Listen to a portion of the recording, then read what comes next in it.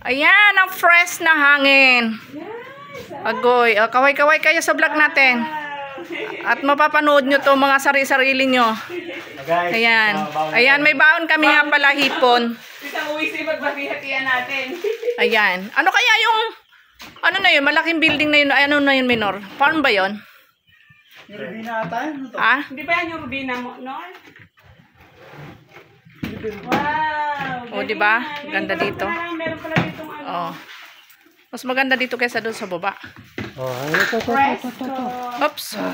Pahinga mo na. O, diba? Tanaw mo lahat ang ano. May kamatisan pa yan sa baba. O, kamatis ba yan? Ay, may mga tanim mo. May mga tanim dyan sa baba. Mali na ata. O, diba? Ganda dito. O, see? Oh, i-vlog mo na to. Labas mo muna. Ayan ang baon namin, no? Sige.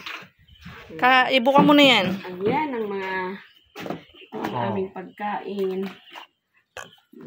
Pagkain probinsya. Wala na. Okay, kanin. Oh, ilagay mo na yung ulam dyan sa lapag sa dahon. Ipaikot mo na dyan.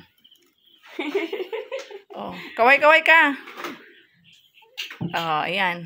Mga kaleksu. Ayan. Kaway-kaway. For today's vlog, nandito kami sa tuktok ng bundok. Oh, ayan. Yeah. Ayan ang aming tanghalian. At naghugas ng kamay.